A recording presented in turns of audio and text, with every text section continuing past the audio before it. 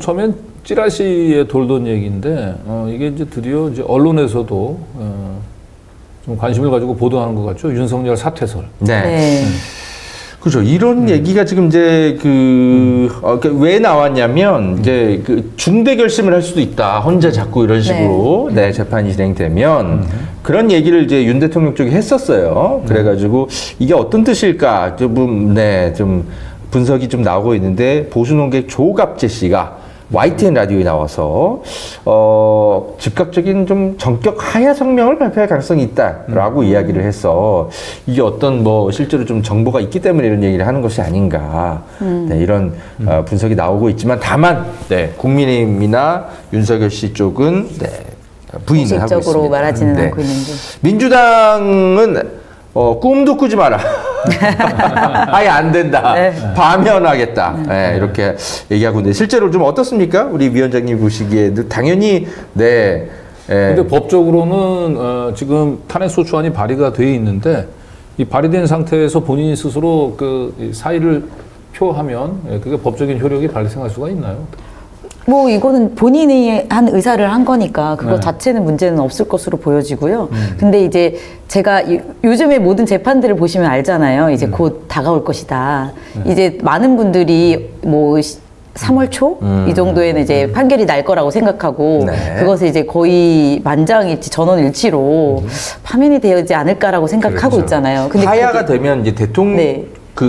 퇴임 대통령으로서의 예우를 계속 받게 되는 거잖아요. 네. 그러면 안 되죠. 네, 그렇다고 해서 자기가 하야를 한다고 해서 이게 지금 이게 마치 이 탄핵 심판이 정지되는 건 아니거든요. 그렇잖아요. 그렇죠. 네, 그렇기 때문에 파면은 되는 것입니다. 네. 그렇죠. 판결이 나올 거고 그렇게 되는데 그 전에 제 생각엔 결집한 지지층들에게 좀 뭔가 투사같이 보이고 그리고 세력을 더 결집하려고 이런 생각을 하시는 것 같은데 뭐 말도 안 된다고 생각합니다. 네. 하더라도 파면은 된다. 네. 자꾸 이게 하야 얘기가 나오는 거는 뭐냐면 사실 윤석열 입장에서 지금 진행돼 가는 걸 보면 아직 변호인단도 뭐 중대결심 얘기를 꺼낼 정도로 대충 내부에서는 이거는 사실상 좀 어렵다라고 파면을 면하기 어려울 것 같고 현재 분위기가 네.